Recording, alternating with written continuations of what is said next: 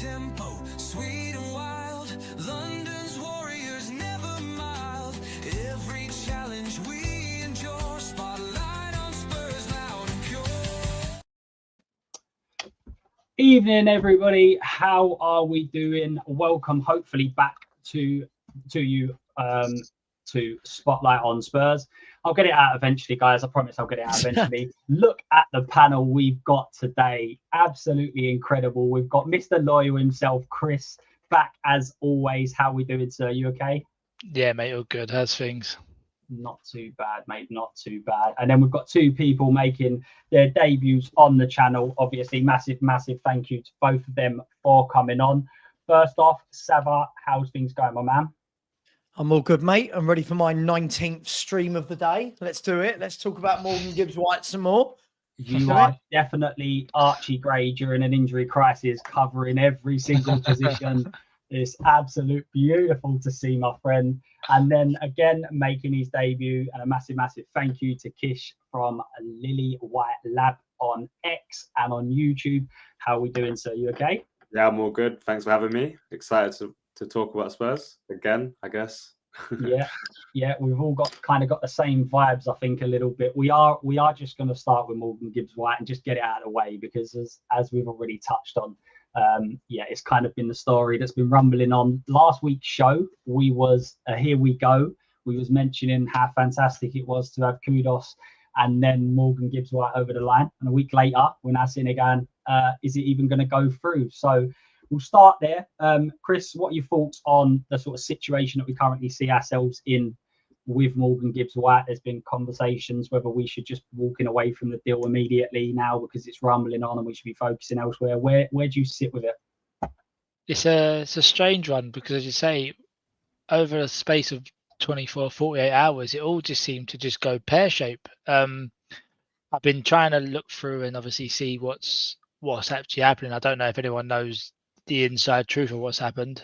But it seems like there's a lot of speculation about the owner was thinking that City were potentially going to bid 70 million, and then he's turned around and said, well, hang on a minute, you have hit the button with the release clause of 60. I've lost out on 10 mil here. What's going on? So a lot of hearsay, but I just hope we can get it done and dusted and get him in, and be interesting to see if he does come in, who then leaves in the midfield. If there's anyone going out on loan, if there's any permanent sales, it'll be interesting to see what the setup will be with that. So you've jumped ahead, mate. We're going to be Paratici today. We're the ones that are going to shift out who we need to shift out. So we'll get into that about who needs to leave.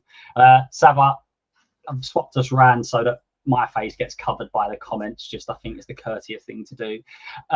What's your thoughts on the situation for the 100th time today?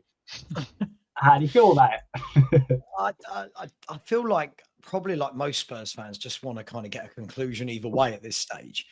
Like Chris just said, it was like everything was going nice and we're thinking, hang on, we've got Kudus and Gibbs-White 24 hours wrapped up. They're both going to be ready for pre-season. This is great. This is different. Spurs are moving differently, and Levy's learnt his lesson, and Vinay's having a say. And then it all went Spursy, didn't it? Look, I feel like the fact that we've not dropped out of this, which would have been the easy thing to do, tells me that I don't think we've done a lot wrong, and probably tells me that I think we will get a deal over the line. Whether or not it's a little sweetener on the side for Marinakis, maybe the agent who's probably at the heart of all of this has to lose his fee. I don't know, man, but I just want it done either way. And if it's not him, listen, I love Morgan Gibbs-White. I think he's a really good player. I think he's a really good signing. But it's not like we can't go and get other footballers, right? So, like, if it's not going to be him, we travel in, 12 days to South Korea. Go and get something else done. Get them on the plane, and let's give Thomas Frank the best possible opportunity in the tour to see these players. But I think it will get done. But famous last words. We'll see. I mean, considering how confident I was a week ago, how it was done. Yeah, I know the feeling. But yeah, I did mention it that it's typical Spursy to be able to go and get two players in what would have been 28 hours, 48 hours, and big players as well, to then go, oh, we've only got one. Bit funny. Kish, where'd you currently sit with it? Yeah, I feel like if it was off, we would have heard that Spurs have dropped out the race. So I think if there's one thing that I think I trust Levy with, is these kind of details and sort of not taking shortcuts. Yeah, I feel like Nottingham Forest are trying their best to get what they can further out of the deal. And I think we're probably standing firm and making sure that all the sort of I's are dotted. So I think, I think it gets done as well. I think there's just a slight delay. And I also, I think we would have heard if we've dropped out the race. So yeah, I'm just got to be patient with it. I'm not enjoying the constant updates because I don't think anyone knows anything at this point. I think it will just be over the line in the next few days, I hope. So yeah. Yeah, I think the latest seems to be that the reports are that Gibbs White wants it settled by Monday. I think they go on some sort of tour or something, so he wants it settled by then. So hopefully over the weekend we get some sort of answer. And I completely agree. I think at the end of the day, if we was to have if this was going to pull out, we would have already done it. So it must just be like little final bits and pieces. Really, and I think you touched on this, Sav, a little bit before, but how weird have some of the Forest fans got around this transfer? Not only just on the fact that Morgan Gibbs White has gone from being almost their captain to being absolutely one of their best players, and to overnight he can't play football. Yeah, it's really strange. And for 60 million quid, I wouldn't have been too worried about it if he can play football. I mean, I could give you plenty of Spurs players where if 60 million pound was laid out on the table, I would happily let them go. I wouldn't kick up a stink about it. So I know, Kish, obviously you're on X quite regularly. Have you been a part of this Nottingham Forest meltdown and some of the opinions? Obviously, some of them have said that he's terrible. Some of them have said that Spurs are an awful club and that Forest are way bigger. Sav has already clipped up some comments made about Forest being a bigger club and it being a step down, etc. So, Kish, what are your thoughts on how the Forest fans have taken to losing their potential? Well, captain. I think with the Premier League becoming such a pool in the last 5-10 years, it's given these clubs the ability to go and sign a lot of high-profile players from Europe, and these owners and chairman to be very ambitious in terms of their signings and the players they can attract. I think that's had a slight effect on their sort of outlook on the rest of the league, thinking that because their owners are so ambitious with their words as well, they want to talk about challenging for titles and stuff like that. But what they don't understand is that with their kind of reputation increasing, so do the top teams in the league too. I still think there's that hierarchy there. Just because they finish above a top club one season, I think there's still a gap between those clubs and the lower clubs, just from revenue, if anything, and the sort of wage structures. So yeah, it's funny watching it, but I think stuff will go back to normal next season with the types of clubs that are finishing above the others. And I also think that a lot of those clubs, those middle level clubs, are getting a lot of their players picked off this summer, and I think there will be a slight gap next season that they'll have to kind of close again with smart recruitment, especially because a lot of these players that are moving on were brought in as sort of smart, low budget signings and now getting moved on for big money. So it will take a while for that to kind of catch up again and for the gap to close again. But I think next season we might see a bit of a disparity. Yeah, I've been saying for a while that I think even the teams that are lower down are selling players. For instance, Wolves have sold nearly £100 million worth of players. So everyone's got a hell of a lot of money to spend. So there could be quite a lot of money spent in this summer window from everybody, not just the top teams. Chris, I know you're not on X as much as I am for sure. But have you seen some of the fallout from Forest, or is this all kind of news to you? You're just more of a wait till it happens sort of guy, aren't you? Yeah, no, I've not seen anything like that, but I think it happens all the time when players are being transferred and there's things going on, especially when you're taking someone's captain off them. You never really get it no more where someone goes, listen, go on and do well, you deserve it. It's a case of yeah, the slander and everything else that comes with it. So it doesn't surprise me. But I've not seen it. But I think I'll have a good little read in bed tonight and have a little flick through and try and get some good some good comedy tonight. It's certainly worth it, mate. It's certainly worth it. Sav, I'm sure you've seen it. I'm sure you've had it in your chat. What's your thoughts on the Forest fans currently and how they sit on this whole saga? I just had a wonderful debate on Big Up Dan Potts on Football's 12th Man podcast. I had a wonderful debate with Wolfie. There's no one better to have a debate with than Wolfie. And I asked him the question. I said, look, you said to me the other day on my channel that Morgan Gibbs-White to Tottenham is a downward step for the player. I said, do you still believe that? And he was like, yeah, he adamant that we're a backward step. And what I love about this notion, Luke, is we all live in the right now, don't we? Like in 30 years, right? 30 years. Some of you probably weren't even born. I'm guessing some of you look younger than, right? In 30 years, Nottingham Forest, this is the first season they've finished above us for 30 seasons. And he's going, yeah, it's a step down from 7th to 17th. And I'm like, what are we doing? What are we doing here? Look, they're hurting. I get it. They're hurting. Football fans, we're fickle. Football fans, we're emotional. A player goes from being absolutely wonderful to this player's dead to me. How could he leave our club? He's dead to me. We did it to Bale. We did it to Berbatov. Anyone who leaves, they're the worst ever.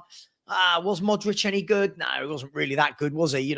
And like you said at the beginning of the show, he's gone from being nominated for PFA Player of the Year at Nottingham Forest to, yeah, but he can't pass. Yeah, his shooting's not very good.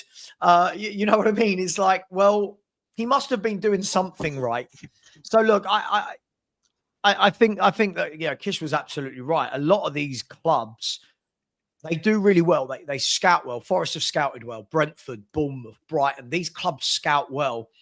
The problem is when they get to a level where they have good years, like a good year, like Brentford this year, for them, 10th, 11th, good year. Bournemouth, top 10, good year. Problem is everyone comes and takes their players and then it puts them straight back to Brentford. Look at Brentford right now. If they lose it on Buemo, Wissa, Norgard, Flecken, suddenly it's gone from they're a top half team to hang on, are they going to be in a relegation battle? So listen, these guys and girls need to relax. We're not Liverpool, we're not City, we're not Arsenal, but we're definitely not Nottingham Forest. We're a little bit better than them. Yeah, it's a little bit of a strange one, and especially I think something that's really being forgotten about at this moment in time with next year is how many of these teams that are in and around the mid-table are actually in Europe for probably the first time, or for a first time in a long time, where they're going to be dealing with 2-3 games a week when they've never had to do that before. So as well as losing players, they could end up having more injuries. It's going to be more difficult. So it could end up being quite a bit of, I can imagine that mid-table part being really, really bunched up this year. So it sounds like we all believe that the Morgan Gibbs-White deal will go through, which is obviously good news. I think, is everyone in agreement that we would like to take him on? I certainly would like him in the team for sure. Yeah. It looks like potential replacements. I don't know whether any of you have seen this. Quite funny. One of them was Harvey Elliott, which I know, Sav, you've got you like him. I think he's part of the dickhead policy, but I can understand from a ball playing point of view. I think he's a good player, but does he meet that no dickhead policy of Frank? I'm not so sure. But the other one that's been really, really interesting, which Spurs fans should know, is Jedson Fernandez has been linked as going to Nottingham Forest. I don't know whether anyone's seen this, but what a signing he was for Spurs on a loan deal of 18 months and was supposed to be the next best thing. So if they was to get rid of Morgan Gibbs-White, if you was a Nottingham Forest fan, Kish, would you fancy Jedson Fernandez coming in and taking his spot? Yeah, I remember him. Like, that doesn't even feel real, that signing. He came with a decent amount of hype, but he was so hyped at the youth level, and I don't think he'd ever really translated it to senior level. Even when we signed him, I think he was the kind of player that kind of found youth level too easy and then never really made the step up. I'm I don't even know where he's playing now. Do you know where he's playing? He was in Turkey, I believe. He was at Is he at Besiktas? Yeah. Let's have a look. I've just had a little look at there's some Nottingham Forest pages just to make sure it wasn't me making it up. But no, it's definitely, if Nottingham Forest signed Jedson Fernandez from Besiktas, tireless box-to-box midfielder. It's all over. Mate Moretto has posted it. It seems to be someone that they are interested in. I mean, didn't set the world alight, but if they keep saying Morgan Gibbs-White can't kick, can't score, can't shoot, maybe they've got the perfect replacement in getting Jedson Fernandez in to replace him there. You've got to remember, he was only a baby when he came to us. He was a baby. He was on loan, and listen, I think he's the greatest midfielder in the world, and I hope Nottingham Forest get on well with him. 100%. Marinakos, sure. If you're watching, I'd sign him up instantly. If you don't, we will go and get him instead of Morgan Gibbs-White. It just made me laugh. When I see the leaks, I thought I have to bring that up because he's 26 years old now. That is craziness. So obviously, we are looking at Morgan Gibbs-White is one. We've obviously been linked with Walton as well. But there's a couple of interesting rumours that have come out today, mainly. Grealish has been linked with West Ham and Everton. I find that apparently from, I think it's a West Ham ex-employee, has come out and said that he believes that Grealish would be interested in that move. Now, if West Ham are able to get that over the line, surely that's something Spurs could look at because apparently it was a loan deal. Would you be against getting Grealish in on a loan deal? And as I say, wage-wise, if West Ham are prepared to go there, we can't be talking of the 300 grand that he's currently on, so it would be on reduced. What would be your thoughts on Jack Grealish coming? I mean, previously I've loved Grealish as a player. I don't think it's what we currently need right now. I think the thing about Gibbs-White that I really enjoyed was the ability to play deeper as well, and his sort of ability to his engine, his physicality, his like sort of bite in midfield. And I don't think Grealish is that type of player. I think Grealish, you want to give a bit more freedom, the ability to roam, pick up the ball in the pockets. I think Gibbs-White, I assume the club were looking at him to also play deeper at times, as well as cover for Maddison in number 10. Grealish wouldn't be how I'd use my funds, whether it's a loan or wages. I think we're pretty stacked in terms of left-sided players, and we haven't moved any of them on yet. So whether that's Son, whether he's staying, Mikey Moore, whether he's going on loan, Odegaard potentially could have a loan, or maybe he's staying, and then I assume Tell will be the first choice if Son is off. So I think left-hand side we're stacked, and then in the 10, we've got Kulusevski, we've got Maddison, and we've also got Kudus can play there, along with Odegaard and Mikey Moore as well can cover there. So it's very stacked in those areas, and I think Gibbs-White, the reason that makes sense is because he's versatile and he can play deeper, he can play as a 10. He's powerful, he's good in transition. So I wouldn't pivot to Grealish from Gibbs-White personally. Yeah, I can understand that. I think personally, I like him. I think Grealish, if you've got a chance to get Grealish and it's not on free, my big sticking point was the 300 grand. Chris, what do you reckon about getting old Jack Grealish up at Spurs? I think if we didn't sign Tell, it would make sense. But I think because we've signed Tell, I like him. I think he's a good player. I wish we would have got, as I say, that would have been one of my signings. If we could have brought in someone wide, it would have been him. So whether Thomas Frank can see him, you don't know what other players are happening. If Mikey Moore might be going out on loan, if we can, again, you're trying to improve the squad now. I think Grealish would improve the squad now. It would just depend on if he's going to be in competition, if Tell's going to be a front runner star, Son, as Kish mentioned. So it just depends on what he's coming in for, and where he's going to play as well. Because if he is going to be a wide player, we are, again, signing Tell for me, having Son still wide, Odegaard, Johnson. We've got quite a lot of players there. So unless he's coming in for then someone to go again, I just don't. I don't know why we'd bring him in, as I say, especially on 300 grand a week. It seems a bit much. And then obviously finally, Sav, I think you've got a good opinion of Grealish, haven't you? Oh, you're on mute. You're on mute. Sorry, I was munching some chocolates. I was trying to be quiet and I forgot. I do that so much. I start my show. I'm like, good morning. And then everyone's like, you're on mute, you dickhead. Oh, sorry. Listen, I'm going to go against, I think, what the boys have said here. I think Jack Grealish is everything that Tottenham need, right? This guy is a winner. This guy would walk into our club and automatically be the best hold-up player we've got at the football club. I don't see him as the same player as Tell. And I'll be honest, if Matisse Tell starts for Tottenham on the left-hand side, actually, if Matisse Tell starts for Tottenham anywhere, we're not a serious football club. I was going to ask you, is this your burner account? Because no, I don't need to. I think a lot of people seen this guy. This guy's crap. This guy is.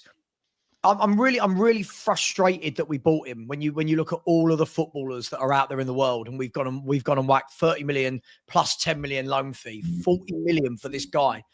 Look, I think we have to be careful when talking about what we need in what position, because I think a lot of us are still talking as in terms of the formation we played under Ange Postecoglou. Got to see what Frank wants, and I think what we're going to see more. And I don't know anything. Not an ITK, it's just my opinion. I think what we're going to see more is I think we're going to see those forwards are going to be tucked in a bit more, and Porro and Udogie are going to be used as the width. And I think if you're doing that, and I said you've got Kudus driving from the right, he's left-footed, isn't he? You got Jack Grealish driving in from the left, and James Maddison in the hole with Morgan Gibbs-White as your box-to-box, and then someone like playing Football Manager here, someone like Paulinho, for example. That's a top team.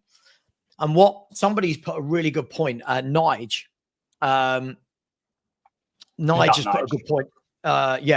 This is exactly it, right? The thing with Grealish, that everyone just looks at GA, which is, I think, is a really naive way of looking at what footballers do. Some players are in that team, they are there to purely score and assist. This guy gets you up the park, brings others into the game, and he is so bloody difficult to get the ball off. He wins more fouls than anyone else. Yeah. His hold-up play is brilliant. He's very, very strong. He's skillful, and his link-up play is excellent. Listen, I know he's not had the greatest time the last year at Man City, but I don't think anyone really did. And I'm a big believer that sometimes a player needs a new challenge. And I just think that a player like Grealish, he's been there, seen it, done it, he's won it. I think he's a great character for the dressing room. This is everything we should be doing. Shouldn't be going for Matisse Tells, 19 who have done nothing. We should be going for Jack Grealish's. You know, even if it's, I don't know what the other guys think. Sorry, I know you're sharp. I'm just going to ask you a question if that's all right. For me, I would look at Jack Grealish on a loan in a World Cup year and say, listen, loan with an option to buy. Mm-hmm. City, you pay half his wages, we'll pay half his wages. Even if we pay 200 of it, you pay 100 of it. Jack, come and prove yourself. Get yourself in Thomas Tuchel's England team. We've got 55, 60 games, depending on how well we do in competitions. I think he'd be brilliant to have around the place. I'm just shocked that Spurs fans look at our squad and think this guy isn't needed, because Kish is right. We're stacked on the left-hand side. The problem is I just don't think any of them are actually any good. Sorry, I know that sounds really harsh. There's no one on that left-hand side. At the required level, I think is like we talk about last year and this year, Champions League. That's the sort of level we need to get to. Yeah, I mean, if you look at it, like Tell, Odegaard, these guys didn't even set it alight in the Europa League. You know, we're now going up against better teams in the Champions League. And at the moment, as you look, I think Kudus is going to scare players. But Solanke, Richie, Tell, are these scary forwards that are going to worry opposition defences? I'm not sure they are. So, look, I'll be honest. If West Ham got a player like Grealish and our left-sided player was Tell, I'm embarrassed. Yeah. Sorry, I know that probably sounds really harsh. I'm embarrassed if they pull that off and we've had to go and get Matisse Tell at 19. That's worrying for me. When he first came around, sort of probably about a week, 10 days ago now, about Grealish being linked to Spurs, my big thing was the 300 grand a week. And that's a lot of money. It's going to be by far our biggest, et cetera, et cetera. But if West Ham are being linked and there's a serious question there, they're not going above 200, are they? They're probably looking at 150, 180. So therefore, that then comes into our ballpark. It's also a loan, as you said. If it's a loan, that then frees up funds to potentially go to the 6 where we need it. We need potentially cover at fullback, which we might go over shortly. So, I think if it's a loan deal, then I would be a fan of that.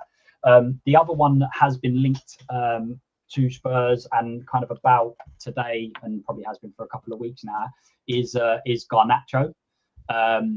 I have got a few friends that support Man United, and they've got not a great opinion on Garnacho, but is it someone that just needs a bit of an arm round? I think when he's on form, he's a pretty decent player. You talk about, you said it earlier, Sav, about him scaring players, and I think that if you've got Garnacho running at you, I do think there are fullbacks that will be thinking he's quick and on his day he's pretty good. Would Garnacho be an option? He does seem to want to be in the Premier League as well. So, Keith, would you take Garnacho as an option? Not for me. I think Garnacho has a cap to his potential. I think he struggles to slow down in decisive moments. He's always playing 100 miles an hour, and I think that affects his decision making. That affects his ability to combine with other attackers around him. I think he's pretty good in counter-attacking situations. I think anything against a more settled back four, he struggles. He runs out of ideas. He's a player who's better off instincts. And when he's got more time to think about what he needs to do, I think he hasn't got the highest football IQ. I think he needs to probably go to a club that really hits teams on the counter. I think that would suit him massively. I think he's got ability for sure, but I don't think he's the kind of player that takes us up a level personally. So I would avoid Garnacho. Chris, what are your thoughts on Garnacho? Yeah, I think it seems like there might be a bit of an attitude with him as well that comes with him. It doesn't. I think if it was Grealish or Garnacho, 100% we take Grealish over him. Even if it's a last minute deal and it's sort of a cut price and a cut fee, I don't even think I would want him. I don't know. I just don't feel like he would. As you said, I don't think he brings anything better to the squad. So for me, I'd probably swerve it, to be fair. And then lastly, Sav, what are your thoughts on Garnacho? He's an interesting one, isn't he? He's talented. He's super talented. I don't think that's been the issue with him. I take a pinch of salt with what Man United fans say, because there's a lot of good players that seem to go to Man United in the last 2-3 years. And we know they're good, and it just doesn't work. I mean, look how many players have gone there and it's just not the same. Look at, Ugarte. Loads of clubs wanted Ugarte. He's not performed yet. You look, Casemiro just seemed to die a death the moment he went to Man United. De Ligt, Anthony left Man United, suddenly looked like a great. So, look, I like Garnacho. I think he's much better than anything we've got on the left. I don't know. Is he too much interested in media, in X and Instagram? Is he? I don't know. I'm not saying we should buy. I wouldn't be upset if we did buy him, Luke. I wouldn't. But I'm not going to sit here and go, oh my God, yes, we absolutely have to go and get him. But again, 40 million for Tell. Could have spent 40 million on Garnacho. I know which one I'd rather have running at fullbacks. Yeah, I think you're right there. I think with if you had to compare it to who we bought, I watched Tell from when we got him on loan in January, and you could tell he was trying to do something, but for me, it's just not there. He's not good enough, and I was very shocked.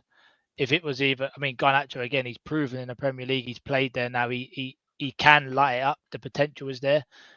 As you say, if it was a case of him or Garnacho, I probably would have took Garnacho just based on he's done it already.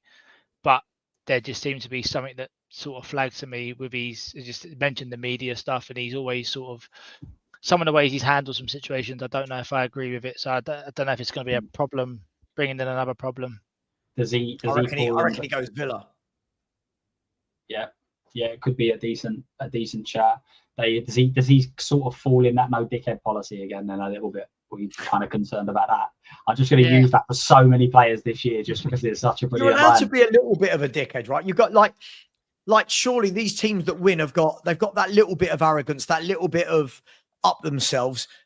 I don't know what the other guys think, but I feel like we've got a team. Everyone's too nice. Yeah. I feel like everyone's so nice. And look, you mentioned Harvey Elliott there. Harvey Elliott's got that little bit of gob. I like it. He's got that little bit of, I'm going to fight for it. I'm going to stick up for myself. Everyone's nice. Everyone's soft at Spurs. Like, look at Brennan Johnson, Maddison. You can blow on them and they fall over. Yeah. Like, I think we need a little bit. Yeah, I said that about. You know, I said that about Dele Alli. I said when I compared them, they're similar, but I was like, Dele Alli was my dickhead, whereas Harvey Barnes is somebody else's. So that's the difference. Dele Alli was developed at my club and became the dickhead that I love. Whereas it's like Robbie Savage. Everyone hated Robbie Savage, apart from if Robbie Savage played for you, you loved him because he was so like he just wound people up, pulled dick off, you know, people like that. But, I think Kudus and Gibbs White both have that bite that you want from, and they're the kind of people that will go into a dressing room and not feel overwhelmed or passive. They want to win. They demand the ball constantly. They want to make things happen. I think those two are clear signings that we've looked at their sort of mentality as well as their abilities. So I think there's clearly, I think there is a gap there. And I think last season when shit hit the fan a little bit, players were hiding constantly. No one turned up to demand the ball and make things happen, especially in big games where we were 1 or 2 goals down. No one wanted the ball, and I think those players are vital in getting you out of bad moments. Yeah, no, I completely agree, and I'd also say that with a lot of our, probably over the last few years, really, you probably take away Romero, all of our sort of captains have all been more lead by example captains. They've not been let's go to war captains. Do you know what I mean? And you go through the years, the top teams, they've all had them players where you say, if I'm in the trenches, that's who I want. And if we was going off this year, that would have been Sonny, that would have been Romero, Maddison, Vicario. Not really for me. Yeah, like, Romero's the Vicario's only mental, one. But yeah, do you know what I mean? There's not really any there where you go in the trenches, captain. That's the kind of player. But I completely agree. I think Kudus, and I think that's probably been targeted. And I think mentality wise, Frank's exactly that sort of manager. Frank will install that probably in players that don't currently have it. But I think he'll definitely go and look for these sorts of players as well. Then a couple of other bits that have actually come out quite recently. Definitely today, Wissa again has been mentioned. Newcastle, the whole striker situation there with Ekatike looks like they've gone quiet because of Liverpool. They then looked at Wissa. However, at this moment in time, it's supposed to be said that Spurs are still leading that, even though they're not seriously considering at this moment in time. But it looks like Wissa is a consideration. Obviously, Frank, Brentford, etc. What would your thoughts be, Sav, on Wissa being brought through? Yeah, he's an interesting one. I like Wissa. I think he's better than anything we've got up top. He's quick. He's nimble. My worry with our forward line is both of them are pretty much the same, aren't they? Neither of them are prolific. Neither of them are what I call clinical goal scorers.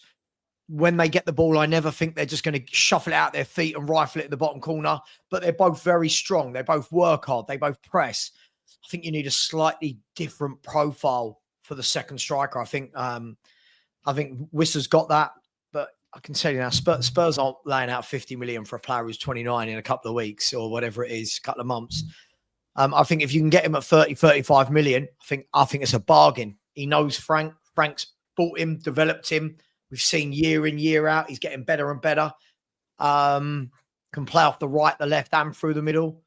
I can't see Spurs spending that sort of money on that player unless someone like Richie goes. So yeah. I like him.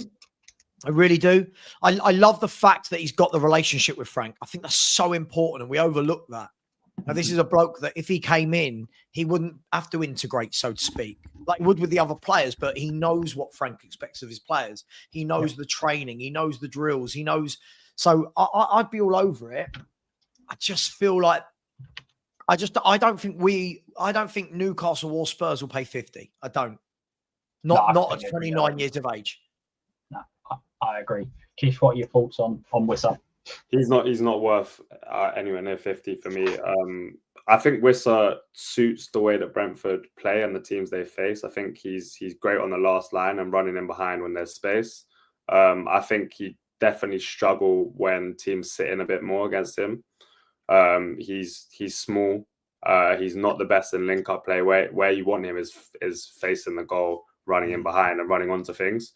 And so I think against most teams we face, they're keeping a much deeper line, more settled shape, and I think he'd get lost a little bit in that. I think only the top strikers against those kind of low blocks that are like 5'8" are the likes of Aguero, the likes of those sorts of players that can really thrive in those scenarios. Whereas most of the strikers you want against kind of deep settled blocks is big number 9s who can challenge in the air, score goals out of nothing.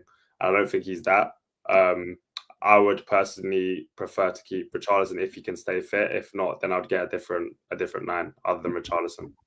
Chris, I'll come to you about Wissa in a minute, because we've actually spoke on X a few times about this, about how people are getting so misconstrued with we're signing a player, Morgan Gibbs-White's a 10, but actually the tactics that are going to be employed like this season, we're going to be playing against teams that have got low blocks. So you might see Morgan Gibbs-White, for instance, play a little bit more in a different role. And I think that seems to be what's being confused a little bit between the fan base, is that we're going to be coming up, and I keep saying it, I've said it for the last few weeks, in 1 week we could be coming up against Real Madrid away, and we could also be coming up against Burnley at home.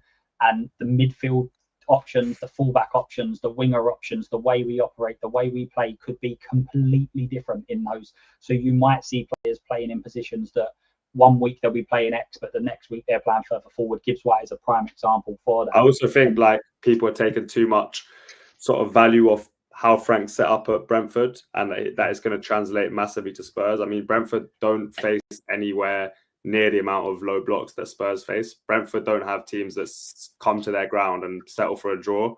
I think he made a great of what he had. He had players like Mbeumo, Wissa, who can exploit space so well. They're quick. He had sort of a striker that would come deep, draw the defenders out, and then they'd spin and get in behind. And I think Spurs won't have the luxury of that. We'll have to really break teams down by controlling it a bit more, manipulating them, switching play, being patient with it. So I don't think like his tactics are going to translate word by word. I think it's going to be principles of what he had at Brentford, and he's going to also make some adaptations because it's a whole different beast managing Spurs to what it is Brentford. Yeah, completely agree. Chris, I'll come back to you quickly just on the Wissa point. Would you take Wissa? I think we all agree that 50 million is far too much, but 30 million pound mark, is that someone you'd be looking at? Yeah, I think you're spot on as well, everyone, with the age as well. Levy, he doesn't like to sign players at that age, and especially tying them down to the long contracts as well. So I think it might be one that, unless it's a realistic price that even Levy probably turn around and will dictate that, I don't think he'll come. I don't know. I think he would probably bring something different and would probably be better than what we've got, but I just don't think it'll be a realistic option unless the figures were adjusted to reflect his, as again, the age and Tottenham sort of transfer policy, what it seems to be. I think if we was going to go down that route, wouldn't we more look probably for the Palhinha as the age sort of profile? If we're going for I can't imagine a start now signing 3 or 4 28-year-old sort of thing. So if we're going down that route, surely the Palhinha route would be similar sort of age, 30 million pound. I can't imagine us signing too many of them. So would you take Palhinha at Spurs, Kish? I mean, I think Palhinha's a great player. I don't think he's necessarily what the club need. I think we lack someone who can pass the ball from deep. I think all 4 or 5 of our midfielders are more dribble first midfielders. I don't think any of them have a great ability to punch the ball through the lines. I think we're so reliant on Romero and build up to pass the ball through the lines, and none of our midfielders are that good at that. They're good at dribbling out of pressure, carrying the ball over 5-10 yards, but none of them are pass first players. I think that's why the likes of Wharton, who else? João Gomez has been linked today. João Gomez is similar to what I think we have. I think I want a player that can get the ball off the back 4 and switch the play. or play 1 or 2 passes, control the tempo, rather than someone who's going to carry it 5 yards and then play it simple to the next person. I think we've lacked that at Spurs for a long time. Someone who can really control the tempo by moving the ball 1 and 2 touch. I think all of our midfielders take too many touches. And I think I want a player who's a pass first player. And I think Palhinha is more of he's a destroyer, and he'll win the ball and play it simple. But I want someone who's going to take initiative from those deep areas and start spraying passes around and really controlling the game. Obviously, I wouldn't turn it down, because I think he does fill a role that we don't have, which is a player that can sit in front of the back four and screen the back four. But I'd hope that we can get someone who can do that and pass the ball as well. So yeah, as an option, but not your first choice. Yeah. Yeah. Chris, what are your thoughts on bringing Palhinha back? Yeah, I totally agree with what Kish said. To be fair, it sounds like again, if that's how Frank wants to set up, and he wants that sort of holding 6 who doesn't sort of go past the halfway line, just intercepts, play the ball on, then I suppose it will fit. But I think that's the trouble, is that Tottenham fans are getting, we know who we all want, and everyone's quite happy to see that we're linked with players and actually spending the money on players. But we don't know how Frank's going to set up. We don't know how he's going to play. We don't know what his tactics are going to be. So some of the signings we might bring in, it could be a case that we go, well, I don't know why we signed him, but it's because it links into how Frank's going to play. And then also levels to it, isn't there? So it might be a case of we bring in a Palhinha to do a job for a year, and then for a year or two, maybe. We've done it with Wilson, Palacios, Wanyama. They're the first two that spring to mind, where we go, actually, this is just what we need right now. And then we can hopefully get better.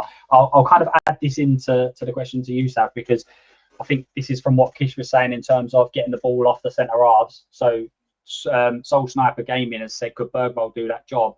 And then Phil Coyers has come in and said, I'm assuming that's Douglas Luiz, does that job as well. So what would be your thoughts on them three? Could Bergwall do that job in terms of taking the ball off the centre backs? Do you know what? Bergwall's an interesting one. Unfortunately, because of our absolute lack of tactics last season, I don't really know what Bergwall is. I know he's a good footballer. I know he's talented. I just don't know, has he got a position? And it's really difficult. If we're going to turn around and say, right, the 19-year-old in our squad is going to be that guy, that's a lot of pressure to put on him.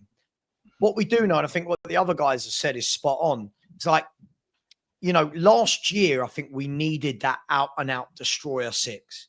Last year, when we were wide open, playing 2 at the back, we didn't have a back 4, did we? We had a back 2. That's where you want the number 6. And again, we can only go by what we've seen at Brentford, right? I can't predict what Frank's going to do at Spurs, but what we saw there, he plays a 4-2-3-1. He doesn't play with an out-and-out 6. City play with a 6, right? They let Rodri run the show. And I think what Kish was I think, if I'm not wrong, Kish, Rodri's the ultimate DM who passes the ball, right? Yeah. That's your guy, right? Frank, I think, played more with a 2, so it would have been like Janelt and Norgard. Both do a little bit of everything, right? Both protect the back 4. Both don't need to go crazy because they got Damsgaard playmaking in front, and then you had Buemo, Visser, and Sharda doing the forward bits. I don't think it will be too dissimilar from that. I do think that whoever goes in there, though, needs to be very defensively aware. They don't have to be a destroyer, someone that reads the game. Douglas Luiz, I think Douglas Luiz fits the bill. Premier League proven. This is going to sound weird. He's a man. Like, he's a man. I think we've got too many boys. I think he's a grown man. He's physical. Palhinha, I'm not going to say no to. I think, again, Palhinha very much win the ball, brilliant at recoveries, give it to Gibbs White, someone like that. Like Palhinha, Gibbs White, Maddison. That works, right? But somebody just put on the screen Arden Jashari.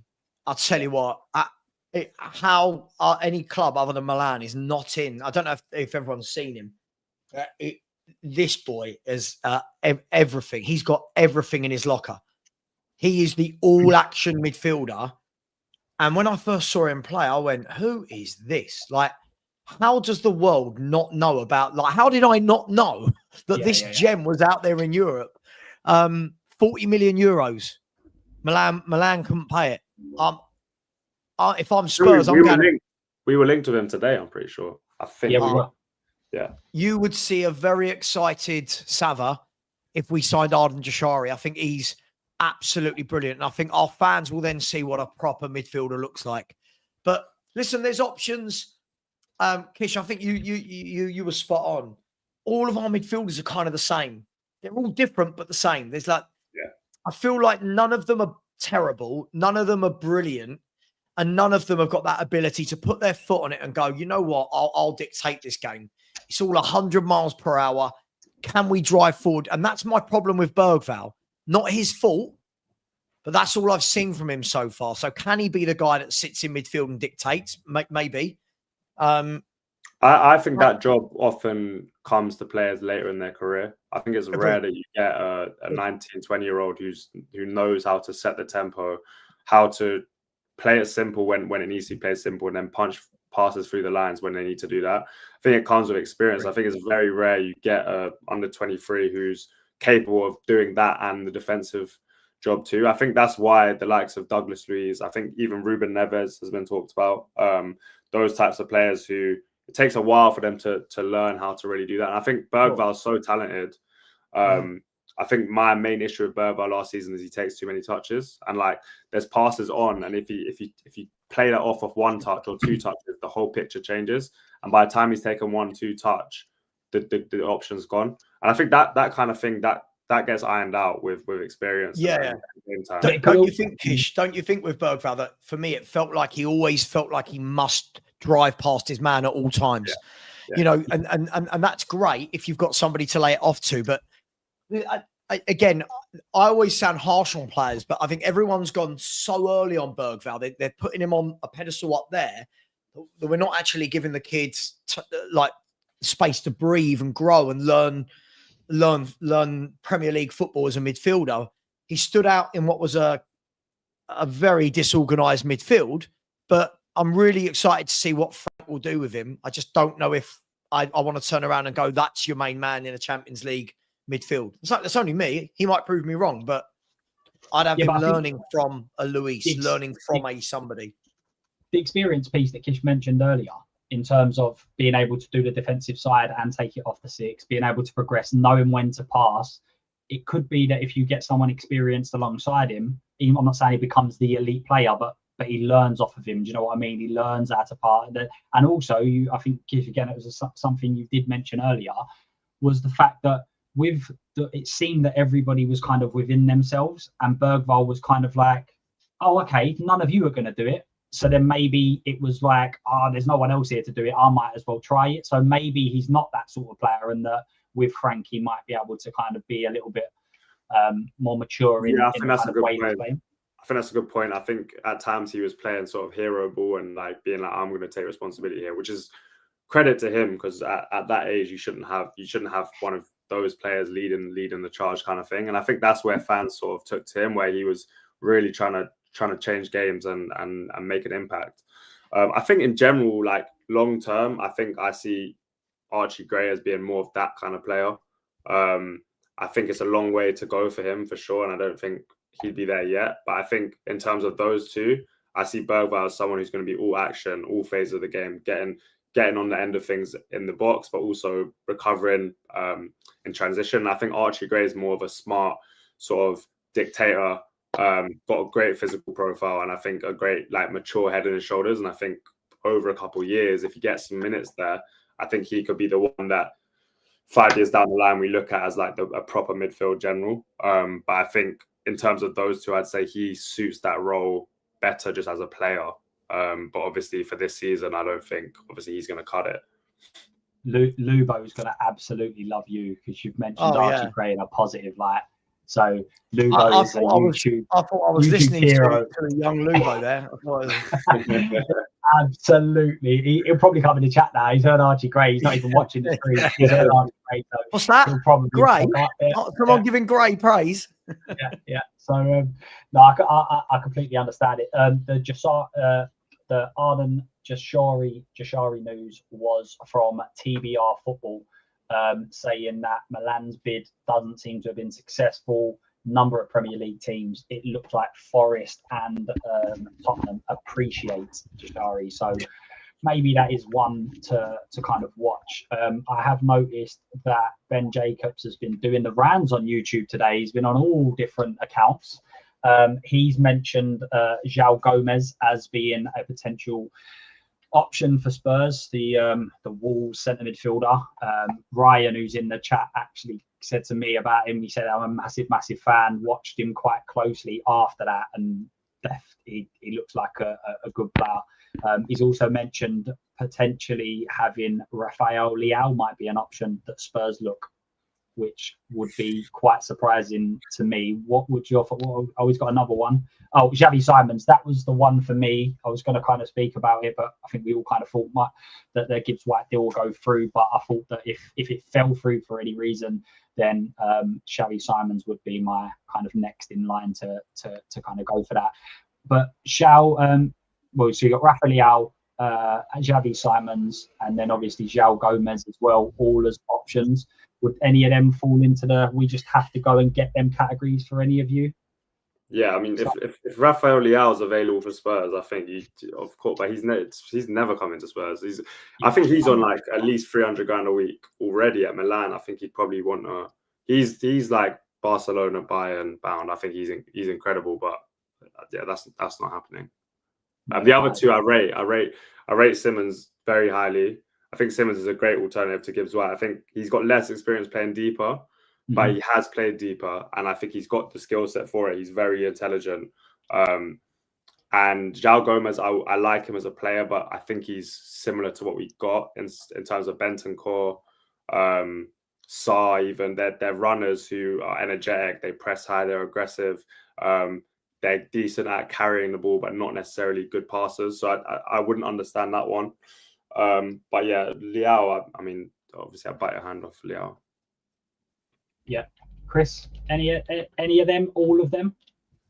It just gets you too excited. All these names that were being linked with it, you're just sitting there thinking, no, surely not. We're not going to, are we? We're going to be winning. I mean, if we do make these sort of signings though, then it does prove that we are looking in the right direction, and there has been a massive change, probably even a reality check from Daniel Levy.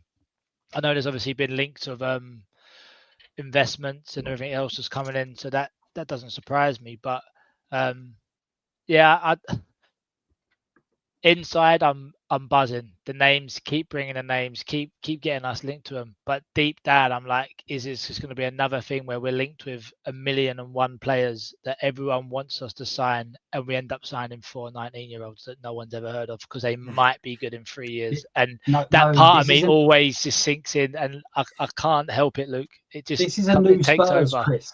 Have you not? This is a new Spurs. We don't do that anymore. Surely this has proven it to you.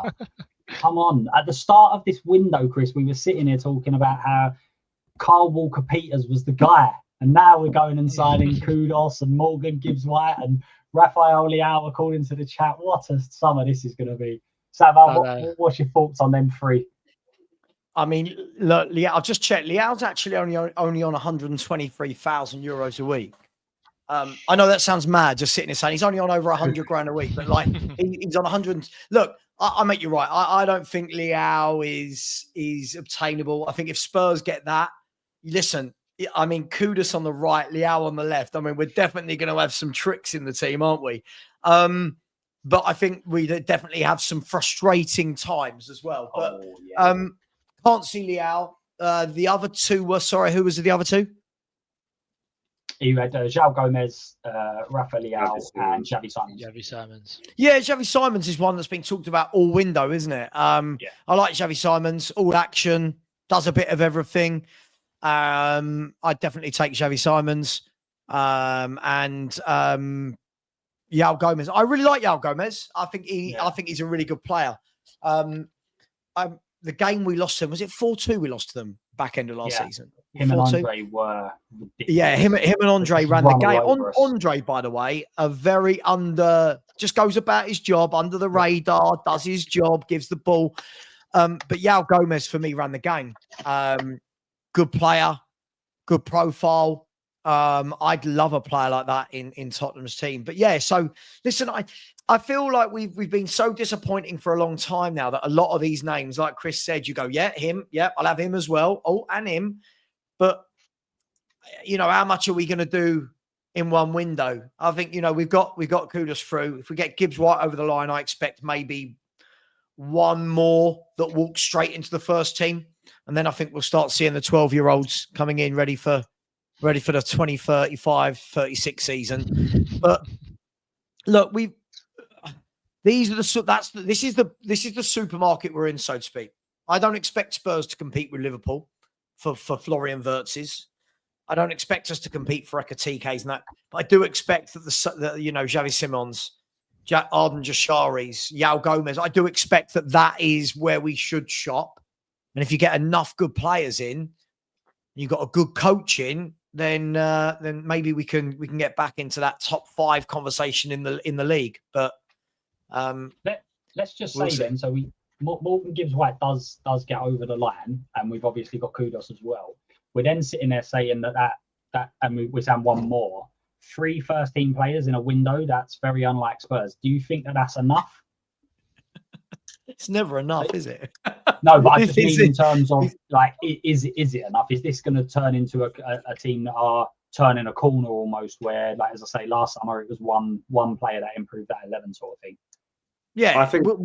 Sorry, go on. Yeah, I was going to say with Kudus and Gibbs White, I think we need 2 more.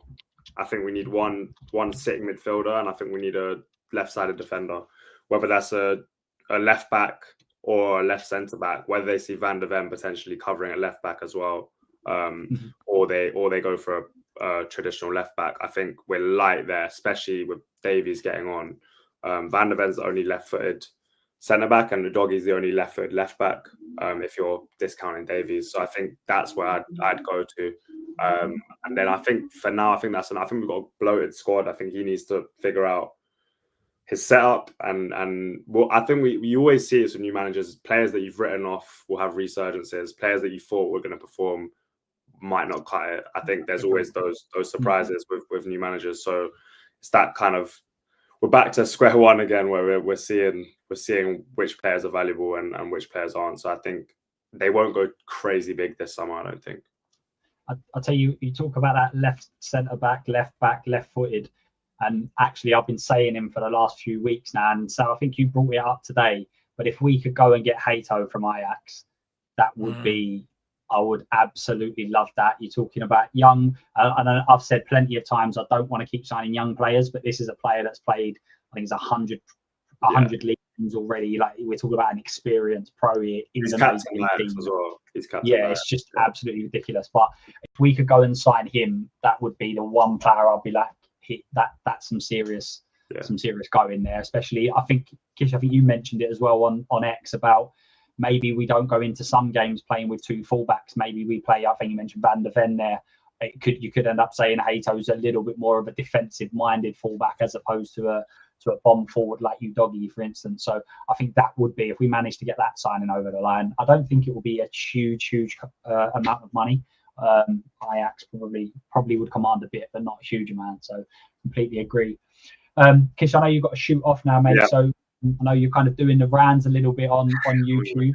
Someone mentioned recently your last video was a year ago, and you've kind of come back onto the scene. So just your mate, let everyone know what's coming up for you before you shoot off. So I do mainly analysis stuff, a lot on Twitter and TikTok at the moment, but I'm going to start up YouTube again. We had a few videos just over a year ago that were doing well, and then life got busy, and so I'm going back to probably 1 or 2 videos a week on mainly analysis stuff around Spurs. So yeah, be sure to subscribe and follow me on X as well at Lily White Lab. It's great to be on. Thanks so much for having me. No, thanks for coming on. All the links will be in the description. I've just popped the link in the chat as well, so make sure you go and sub to Kish. So Kish, thanks for coming on, mate. Really appreciate it. Thank you very much. Nice one. Bye. All right, mate.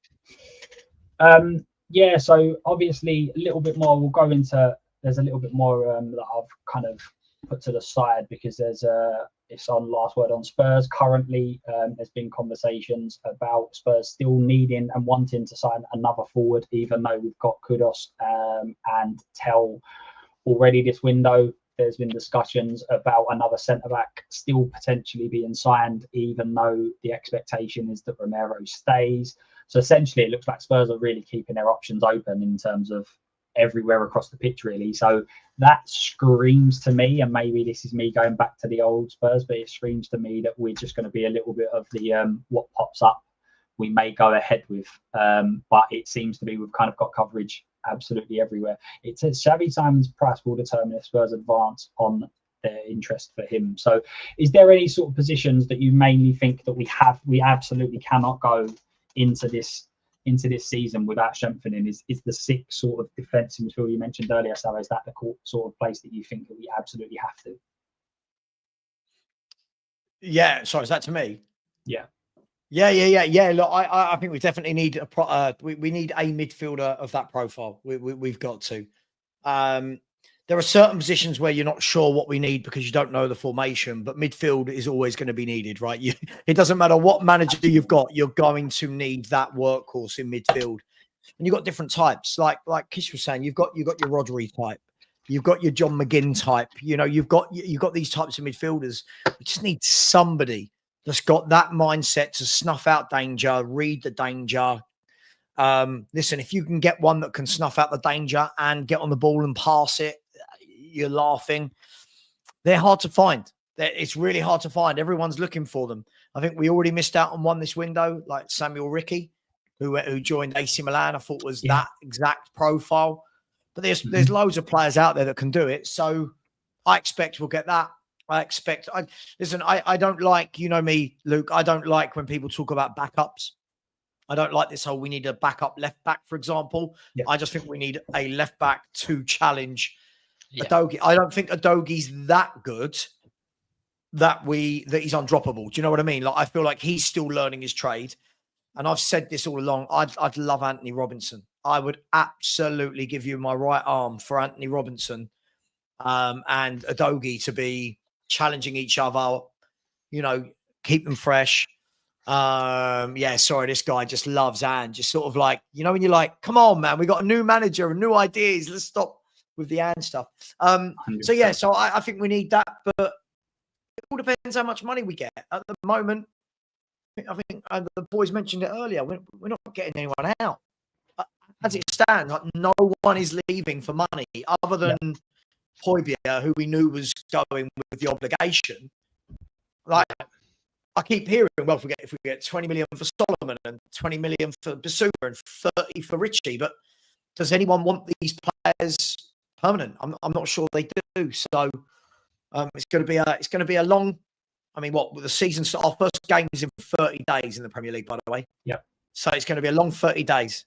100%, especially if after the last week's anything to go by, from the here we go to the oh no to the is it going to happen to the is it not. So absolutely strange. Chris, is there any sort of areas where you think just absolutely do you agree about the six? I think Seba touched on it earlier about players that we've got in the midfield.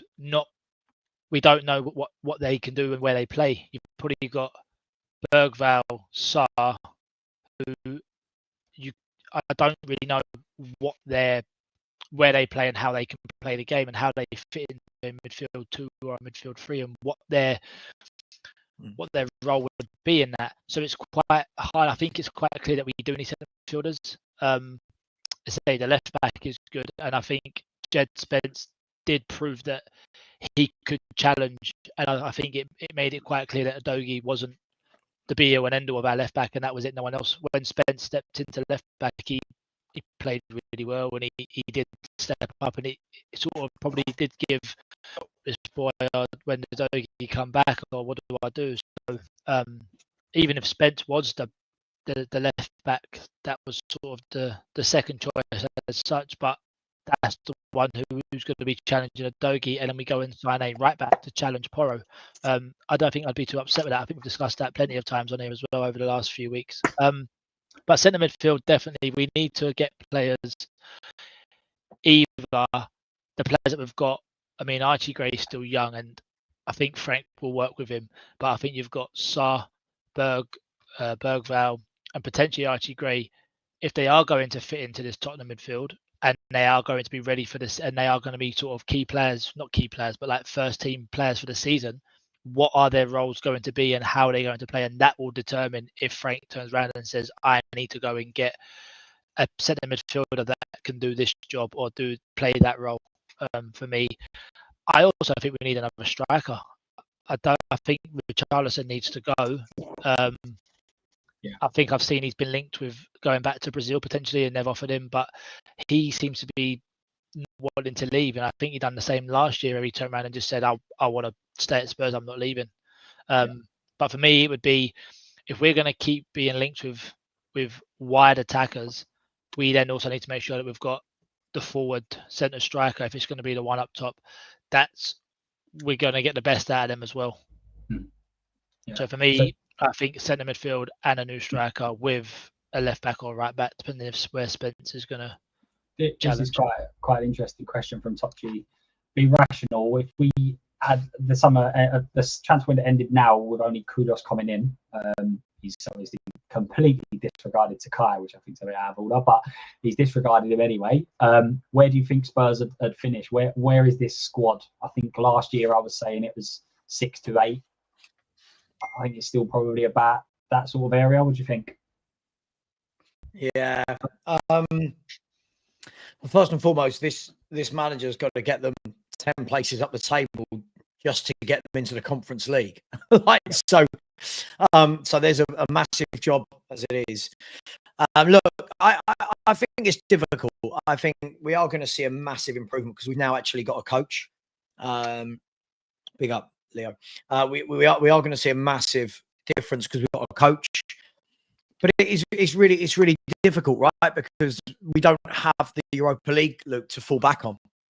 We don't, if you think from the games we played at the weekends to midweek, we could rotate because the teams we were playing in Europa League were, let's be honest, other than maybe Roma in our group, was pretty poor.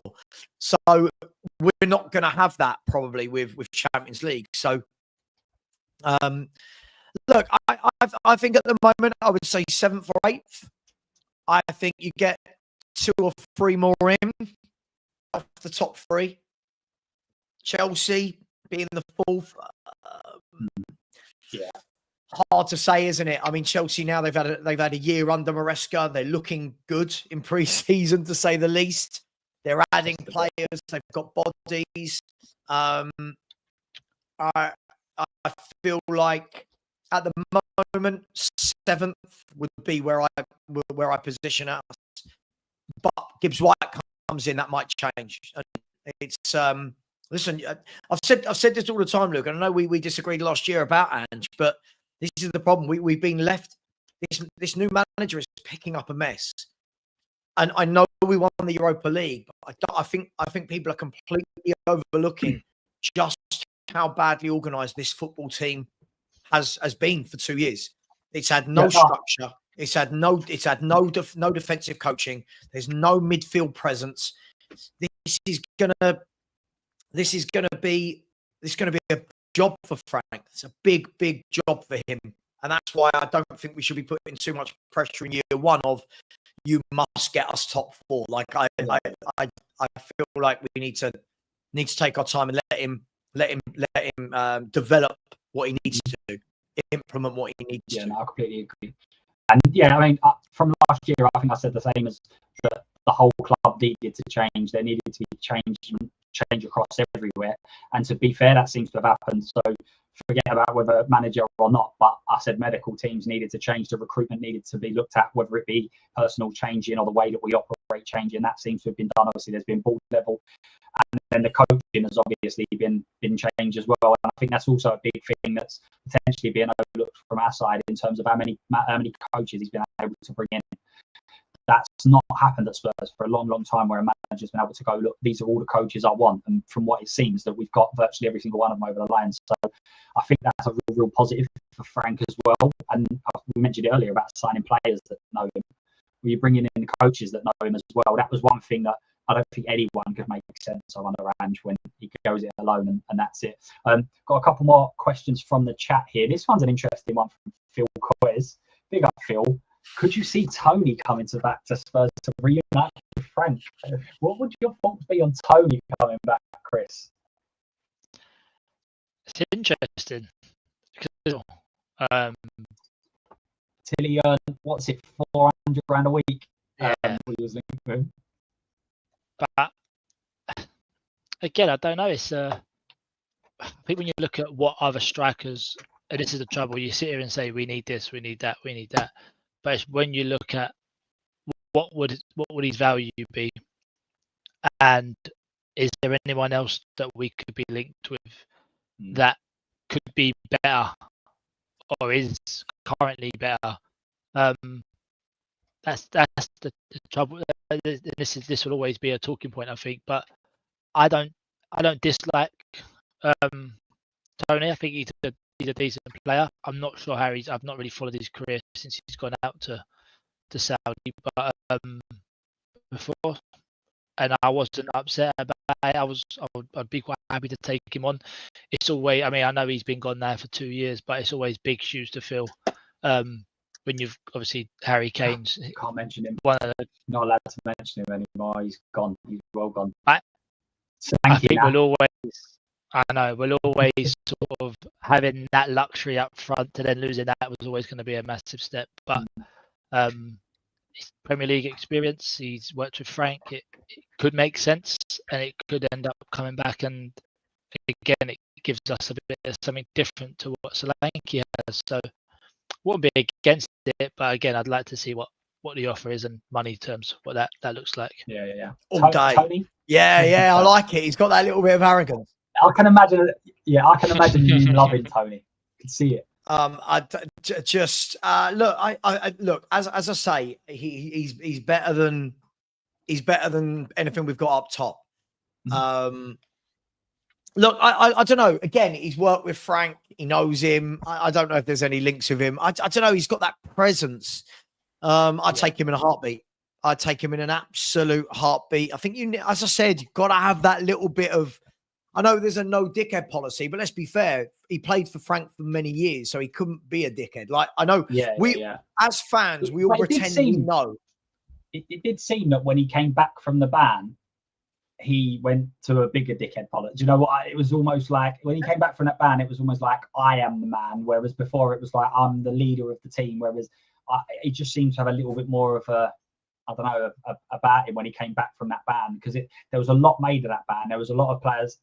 There was loads of links to him going Arsenal around that time and etc. So, but yeah, no, I completely get it. He's definitely someone that to lead your line in like a Champions League or something like that. He's definitely got the. He looks like a winner.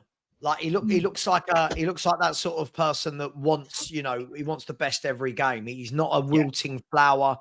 Listen, if you said to me, I've got Kudus on the right, I've got Tony on up front, Maddison in the hole, and Grealish on the left. That's a far cry from the crap we've had to watch for the last 2 years. So I'd be well happy with it. You've kind of just walked into the next question. So Ryan has said that it closes today. Gibbs White signed. And let's just say for this argument, everybody's fit. Kulu's fit, Maddison's fit. Who would be your three behind? You say Solanke. There could be arguments that some people would say Richie. I'd personally have Solanke. But who would be the three behind Solanke if everybody was fit? Kudos is obviously in. And then you've obviously got Morgan Gibbs White coming in as well. What would be your three, Chris? As in two centre midfielders and your... No, both your wingers and then your central midfielder, like your cam. So you're like your Maddison role, your 10, I suppose, if you wanted to call it that. So your two wingers and your 10. Kudos would be obviously one, but I'd probably have him play him on the right. Yeah, he'd probably go right for me. Left, I mean, not based on last year's form, but Son, because I imagine he would be staying. I'd probably put Son left again to cut in, and then in the cam I'd probably have Maddison if he was fit. That's how I would probably go with it. Right, Sav. What would you do? Kudus, Madison. Oh, The left side is hard. The left side yeah, the is left just- side. I feel like we've just signed loads of left-sided players and none of them do a thing for me. So listen, Sonny, I'd have to go agree. I think at the moment you've got to put Sonny in there because he's the best, Yeah. even though he's going that way in his career. That's not a knock, that's his age. He's Yep. still miles better than Tell, miles better than, I mean, who else is there? Tell, Odeberg can Mikey play there, Moore. Yang, Hill, Gil? more. Listen, I'll go back to it. This is why I was so disappointed when we spent 40 million on him. I was so disappointed. I thought, this is the time. Go and get a proper good left-sided player. So, yeah, Madison in the middle. If not, if you get Gibbs White, I suppose what you could do if they do tuck in a little bit, you could have Madison just floating off the left. I mean, with Udogie being the width, Kudus off the right, and then Gibbs White in the middle. You could have Gibbs White on the left as well. You could have Gibbs White almost doing like the Eze sort of. It's just like a bit more legs for me. Yeah, it gives you options, Luke. I think this is the thing. We talk a lot, like we have loads of fans that do this thing, don't we? And we're like, oh, we can't sign him because what does it mean for him? No, sod that. I want good players at my football club, right? Yeah. I don't care if two of them have to fight for a game every week. That's what City do. That's what Liverpool do.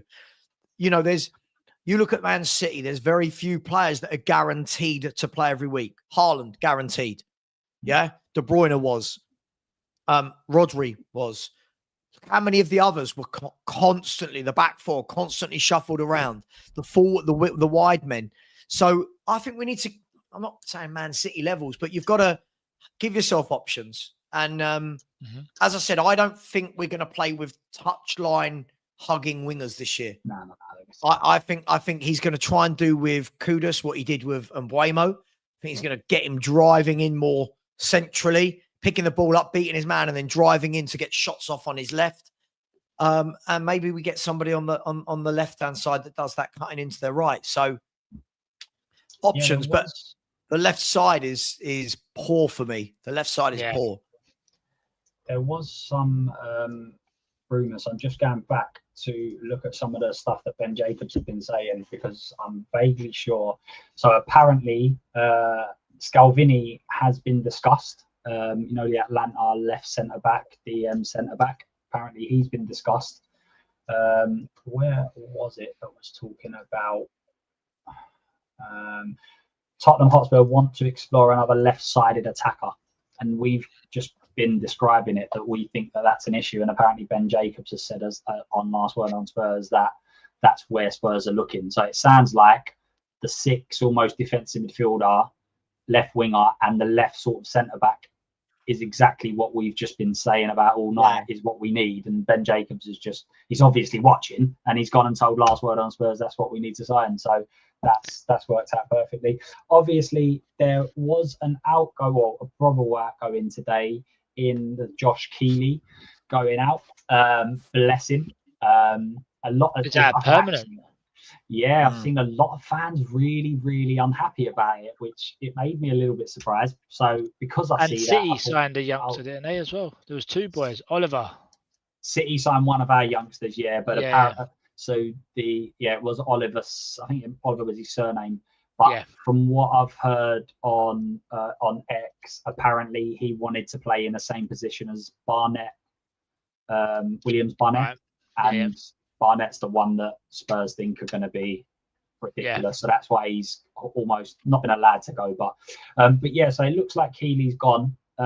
He's gone to Luton. And one of the reasons why I was so surprised that there was a lot of uproar is that he's gone to League One. So if he was a player that should be playing Premier League football, at the very lowest, he would have been Championship in my eyes. But don't know how many streams you would have had where you were speaking about Keeley, Sav. But what are your thoughts on Keeley going? Well, I went to Leyton Orient this year. Me and Lubo. We went and had a nice romantic meal in the corporate lounge together. Me and Lubo. Very, very nice. It was all very nice. And oh my God, you would have thought we were talking about Pat Jennings. The way that everyone talks about Keeley. Look, I'm sure he's a very good keeper. I watched him; he was good on the night. But let's be brutally honest. He's gone from League One to League One. So I think a lot of people going, "Oh my God, Keeley's brilliant." None of them know that. None of them know that. Clearly, no one at the club thought that he was good enough. Otherwise, they'd fight tooth and nail to keep him. Clearly, no one at the club thought he was good enough because they went out and bought Kinski. Right? Clearly, no one outside of the Championship and the Premier League wanted to buy him. So, look, I hope he has a great career. I wish him luck. But when we've got fans complaining that like a 5th, 6th choice goalkeeper's moving, I mean, we've got real issues to deal with at this club, Luke. Like we've got real issues. As I say, I was surprised, which is why I thought I would just bring it up just towards the end. Now we're wrapping up in 5 or so minutes, but why is everyone so upset? I don't know. As I say, from my point of view, he's the same age as Kinski. Kinski's played top level football, even though it wasn't many games in the Premier League, but he's been involved in the Premier League, and I actually completely forgot Luton got relegated. So I was like, he's gone to the Championship, maybe, and then I read it was like, no, they're in League One. So he's gone from League One, stayed in League One, and he's also, I don't think he was ever club trained because I think he came a year too late. So therefore, it wasn't even like he could be an Austin, where even though he wasn't elite level, Spurs, as Adrian has added, there's a sell-on clause and there's a buyback clause apparently, which is I've just seen that because the rumor is that there is an expectation that he will be a Premier League goalkeeper at one stage. But as I say, I just thought there was a bit of fallout on X. I couldn't work out why, and I thought maybe you two could bring all of the information and tell me why I was very silly on this. Isn't everyone now just getting like? Again, I've had these debates all year with people like Lubo and little Matty K, and they're all telling me, "Oh my God, this kid's the best we've produced at this age for years." This kid, people have got no way of knowing that, right? Like it's all right to watch a young kid at League One. Like in that game I watched, Jamie Donnelly had just come back from international duty with Northern Ireland, so he came off the bench in the second half. He did some nice bits, but he didn't wow me. Like he didn't stand out to the point where you go, what on earth are you doing in League One? It was like, yeah, I can see that you're technically very good and that you've come through the Tottenham ranks. I didn't look at his mobility. I didn't look at him controlling a game and think, God, you should be in the Premier League. Yeah. Everyone talks about, I bloody can't stand it. This ceiling, that ceiling. We don't know what their ceilings are. How can you tell how good a 19, 20-year-old keeper's ceilings are? How can you? We always have one or two, don't we? Like I'll never forget Lee Barnard was one. Lee Barnard, yeah. Lee Barnard. He used to have like, it used to be like, this geezer is going to go on and be our Kane, like before Kane was Kane. It was like, he's going to be playing for Southend. Like that is exactly how he ended up. And we do it every year no matter what youngster. Troy Parrott. There were people, I don't know if you guys remember this, when Jose was there, manager, there were people going, oh, we don't need to buy a backup striker to Kane. Troy Parrott can do it. And you're like, how do you know? Oh, he got 30 goals last year for the reserves or youth team. Sure, but that wasn't, this wasn't, I don't know, man. No. It's, we've got big things to worry about. Listen, I wish him the best of luck. I hope he's goalkeeper of the year. I hope he keeps up 46 clean sheets. I can't lose my mind over what you've got. Vicario, Kinski, Austin. Then you've got Gunter. Yeah, Gunter. Then there's the under 21s goalkeeper as well. Yeah. I can't lose my mind over a young goalkeeper going to Luton. It kind of tells its own story. But also, as I said, if you've got the buyback clause and he does end up becoming a decent goalkeeper, you've got the option to then go and buy it. It's not going to be a buyback clause of 50-odd million, is it? So I think it's smart business. Yeah. And again, I think the other thing that fans always forget, youth teams are not necessarily set up to bring players, especially when you're talking about the top 6, 7, 8 clubs in the whole of England. These youth players are here to garner income, like what City do. City, not all of the youth players that come through at City actually play for their first team, but they get sold off for 10, 15, 20 million. And if you can then reinvest that 20 million on going and signing a new centre back, whatever, then that's what this is part of as well. So someone mentioned, has the fee been reported? No one's actually reported the fee, but my guess is that if you've got a buy option and a sell on clause, the fee's not going to be much. He's gone to League One, so it's going to be minimal. It will be all what the future revenue comes in if he does become the player that we think he's going to be. Lee Barnard was one from a blast from the past. Guys, we are going to wrap it up there now. I believe there's a whole load more that we could talk about. This is Spurs. We could go down investment routes and everything else, but by tomorrow it'll all be obsolete, because that's what happens with Spurs. As I said last week, we were talking about Gibbs White. Here we go, and this week we're talking about whether or not we're even going to get him. So chat has been absolutely mad. The viewers have been crazy. So I appreciate everybody for coming in. Sav, obviously, thank you very much for coming on. I know you put your daily kind of posts out, but what you got coming up tomorrow?